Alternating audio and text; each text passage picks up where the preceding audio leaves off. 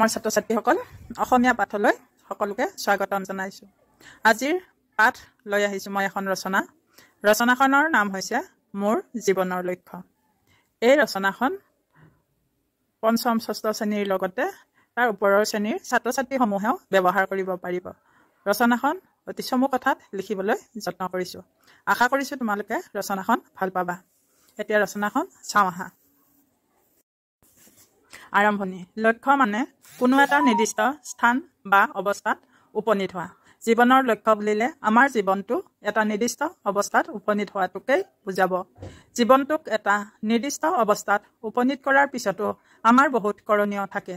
প্ৰত্যেকজন মানুহৰ জীৱনতে এটা লক্ষ্য থাকে আৰু থকা উচিত। সকলোৱে কয় লক্ষ্যহীন জীৱন বথাহীন গুৰিয়ালহীন নাও এখনৰ দৰে। কিন্তু জীৱনটোক নিজৰ লক্ষ্যত উপনীত কৰোৱাটো মুখৰ কথা নহয়। তাৰ কাৰণে লাগিব একাগ্ৰতা আৰু সাধনা। মোৰ জীৱনৰ লক্ষ্য।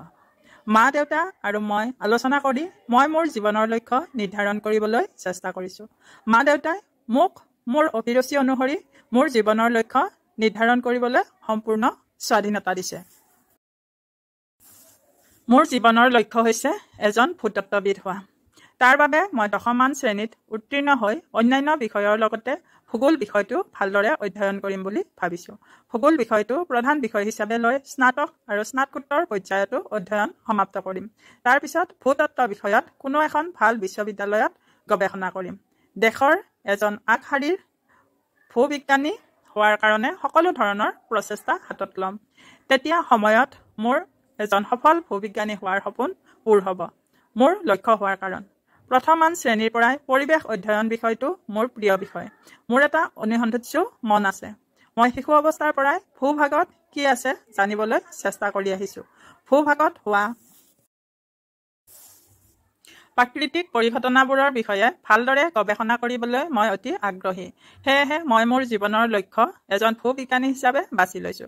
লক্ষ্যত কেনেদৰে উপনীত হ'ম? মই মোৰ লক্ষ্যত উপনীত হোৱাৰ বাবে সকলো ধৰণৰ প্ৰচেষ্টা হাতত ল'ম। বিদ্যালয় পৰ্যায়ত ভালদৰে পঢ়া শুনা কৰিম। তাৰ পিছত মহাবিদ্যালয় আৰু বিশ্ববিদ্যালয় পৰ্যায়তো ভূতত্ত্ব বিষয়টো ভালদৰে অধ্যয়ন কৰিম। ভূবিজ্ঞানী হোৱাৰ বাবে অনুষ্ঠিত প্ৰতিযোগিতামূলক পৰীক্ষাত ভালদৰে প্ৰস্তুতি চলাই অৱতীৰ্ণ হ'ম। ইয়াতে ভূবিজ্ঞানী শব্দটো ভবিজ্ঞানী হৈ আছে, ইয়াত দীৰ্ঘ উকাৰটো তোমালোকে লগাই দিবা।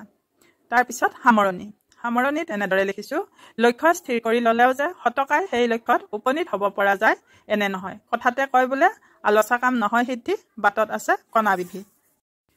মই জানো যে মোৰ লক্ষ্যত উপনীত হ'বলৈ যথেষ্ট প্ৰত্যাহ্বান আছে। এই লক্ষ্যত উপনীত হ'বলৈ কঠোৰ প্ৰস্তুতি আৰু অনুশাসনবোধৰ প্ৰয়োজন হ'ব। তথাপিও যি বিষয়ে মোক আকৰ্ষণ কৰে সেই বিষয়ত কাম কৰিবলৈ পাম বুলি মই আশাবাদী। কথাতে কয় মন কৰিলেই চন, বাকৰি মাটিতেই ধন। ধন্যবাদ। আশা কৰিছো তোমালোকে এই ৰচনাখনৰ পৰা উপকৃত হ'বা।